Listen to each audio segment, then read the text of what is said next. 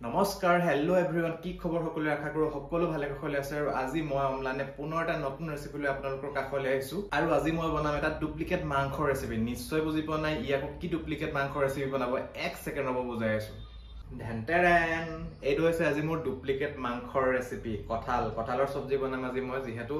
এইকেইদিন পুৰা কঁঠালৰ সিজন চলি আছে আৰু কঁঠালৰ মুচিবিলাক ডাঙৰ হৈছেগে আৰু ভাবিলো কঁঠালৰ ৰেচিপিটা আপোনালোকলৈ আগবঢ়াও মানে কঁঠালটোক মই ডুপ্লিকেট চিকেন বুলি এটো কাৰণে কৈছো কাৰণ কঁঠালৰ সবজিটো বনোৱাৰ পিছত একদম পুৰা মাংসৰ নিচিনা হয় দেখিবলৈ আৰু খাবলৈও একদম মাংসৰ নিচিনাই হয় অলমোষ্ট আৰু যিসকল নিৰামিষ ভোজী হয় তেওঁলোকৰ কাৰণে এইটো পুৰা মজাৰ ৰেচিপি হয় বলক দেৰি নকৰি আজি ৰেচিপিটো আৰম্ভ কৰো ৰব ৰেচিপিটো আৰম্ভ কৰাৰ আগত আৰু এটা কথা কৈ লওঁ কঁঠালৰ ৰেচিপি খাবলৈ যিমান বেছি টেষ্টি হয় ইয়াক কটাটো সিমানেই বেছি মুস্কিল কাম কিয়নো কঁঠাল কাটোতে মানে বহুত ধৰণৰ আঠা ওলাই মানে হাতত পুৰা আঠা চিপকি যায় মানে বহুতে কঁঠাল কাটিবলৈ একদম বেয়া পায় তাৰ কাৰণে মই তাক ঘৰুৱা নস্কা কৈছো আপোনালোকে কি কৰিব কঁঠাল কাটোতে পুৰা এগালমান মিঠাতেল এনেকৈ দুইখন হাতত ঘঁহি ল'ব তাৰ পিছত কঁঠালটো কাটিব তেতিয়া ইয়াৰ আঠাৰ পৰা পৰিত্ৰাণ পাব পাৰি এতিয়া বলক ৰেচিপিটো আৰম্ভ কৰো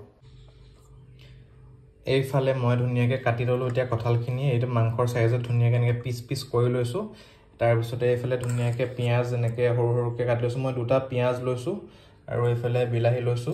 এতিয়া মই গেছ ষ্টভটো ধুনিয়াকে জ্বলাই এখন কেৰাহী গৰম হ'বলৈ দিছো এইফালে মোৰ কেৰাহীখন ধুনিয়াকে গৰম হৈ গ'ল এতিয়া মই ইয়াতে মিঠাতেল ঢালি লৈছো মই মিঠাতেলতে বনাম যেহেতু মিঠাতেলত বনালে মানে অকমান খাবলৈ ভাল হয় আপোনালোকে বেলেগ তেলও ব্যৱহাৰ কৰিব পাৰে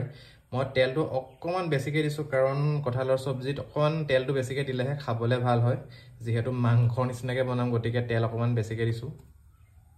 এইফালে মোৰ পুৰা তেলৰ পৰা ধোঁৱা ওলা ষ্টাৰ্ট হৈ গ'ল এতিয়া মই অকমান প্ৰথমতে ইয়াতে নিমখ অকমান দি লৈছো তাৰ পিছতে ইয়াতে কাটি থোৱা পিয়াজখিনি দি দিম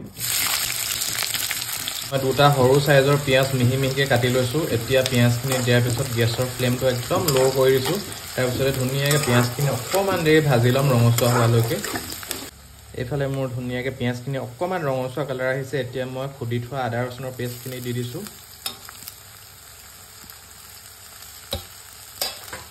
আৰু এতিয়া গেছৰ ফ্লেমটো আকৌ লো কৰি পিনে ধুনিয়াকে দুইখিনি ভাজি লম যেতিয়ালৈকে আদা ৰচুনৰ মানে কেঁচা গোন্ধটো নাযায় তেতিয়ালৈকে ভাজি ল'ব প্ৰায় মানে 3-4 মিনিট মান ভাজিব লাগে কাৰণ আদা ৰচুনৰ কেঁচা গোন্ধটো থাকিলে মানে বেয়া লাগে এইটো গোন্ধটো যেতিয়াই গুচি যাব তাৰ পিছতে মই কঁঠালৰ সবজিখিনি ইয়াত দি দিম এইফালে এতিয়া মোৰ পিয়াজ ভজা ধুনিয়াকে হৈ গৈছে এতিয়া মই ইয়াতে আধা চামুচ জিৰা গুৰি পাউডাৰ দি দিছো তাৰ পিছতে মই ইয়াত দিছো 1 চামুচ ধনিয়া গুৰি পাউডাৰ যেহেতু কঁঠালৰ সবজি একেবাৰে বিনা মছলাটো খাবলৈ ভাল নহয় অকমান মছলা দিলেহে খাবলৈ মানে ভাল লাগে সেইটো কাৰণে মই বেছি মছলা ইউজ কৰা নাই যদিও জিৰা পাউডাৰ আৰু ধনিয়া গুৰি পাউডাৰ অলপ দি দিছো তাৰ পিছত মই দিছো 1 চামুচ হালধি গুৰি এতিয়া গোটেই মছলাখিনি ধুনিয়াকে একদম গেছটো লো কৰি পিনে অলপ দেৰি ভাজি লম যাতে মছলাৰ কেঁচা গোন্ধটো গুচি যায় এইফালে মোৰ ধুনিয়াকে পৰা মছলা সব মিক্স হৈ গ'ল এতিয়া মই ইয়াত দি দিম কাটি থোৱা কঁঠালখিনি তাৰ পিছতে গেছৰ ফ্লেমটো হাই কৰি মই অলপ দেৰি এতিয়া গোটেইখিনি ধুনিয়াকে মিক্স কৰি লম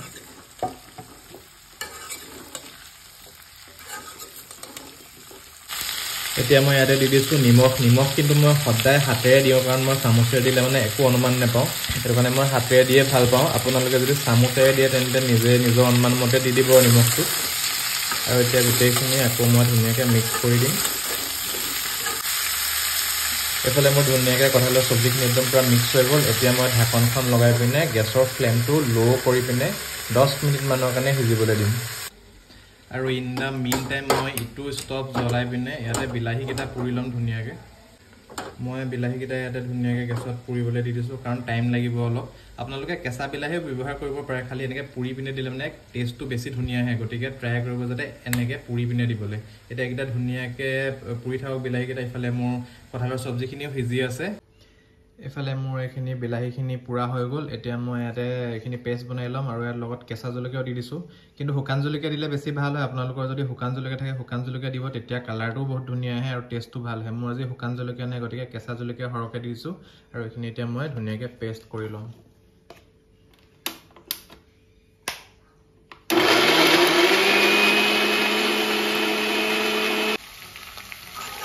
এইফালে প্ৰায় মোৰ কঁঠালৰ সবজিখিনিও ধুনীয়াকৈ সিজি আহিছেগৈ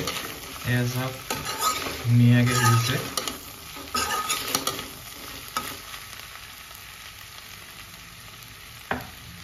এতিয়া মই ইয়াতে এইখিনি বিলাহী পেষ্টখিনি ধুনীয়াকৈ দি দিম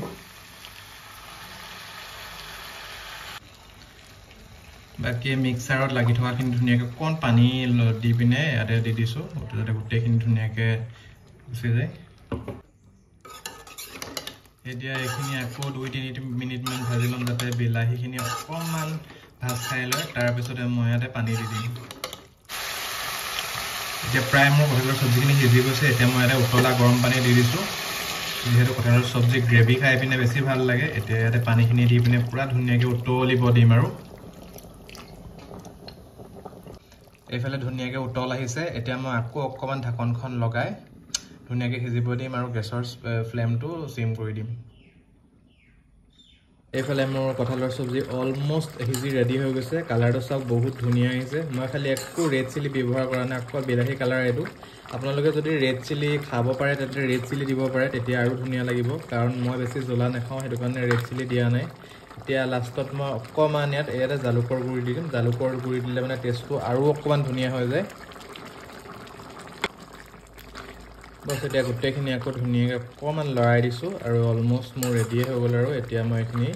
ধুনীয়াকৈ নমাই ভাতৰ লগত গৰমে গৰমে খোৱাৰহে কথা আৰু মোৰতো পূৰা দেখি পিনে মানে লোভ লাগি গৈছে আৰু ভোকো লাগিছে যিহেতু মই ভাত খোৱাই নাই এইখিনি এতিয়া নমাম আৰু ধুনীয়াকৈ গৰম ভাতৰ লগত এক থালি ভাত মৰাহে কথা আৰু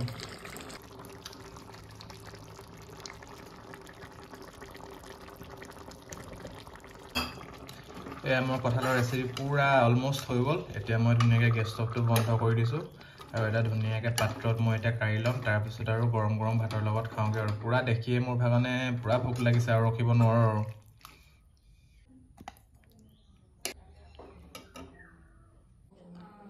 এয়া চাওক মোৰ কঁঠালৰ চব্জি পুৰা সিজি ৰেডি একদম পুৰা দেখাত দেখিছেনে একদম মাংসৰ নিচিনাই হৈছে ব্ৰইলাৰ মাংসৰ নে কঁঠাল একো ধৰিবই পৰা নাই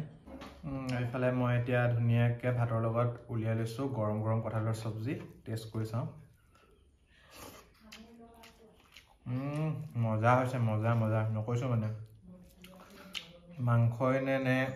কঁঠালৰ চব্জি একো ধৰিবই পৰা নাই টেষ্টটো একদম মাংসৰ নিচিনা আহিছে আৰু এতিয়া যিহেতু কঁঠালৰ ছিজন চলি আছে যদি সদায় মাংস খাই খাই আমনি লাগিছে তেন্তে অতি সোনকালে যাওক ঘৰৰ ওচৰত কঁঠাল বিচাৰকগৈ কঁঠাল এটা পাৰি আনক আৰু এইদৰে এবাৰ ৰেচিপিটো ট্ৰাই কৰক আৰু যদি মোৰ ৰেচিপিটো চাই ভাল লাগিলে তেন্তে মোৰ ইউটিউব চেনেলটো ছাবস্ক্ৰাইব কৰি থৈ যাব আৰু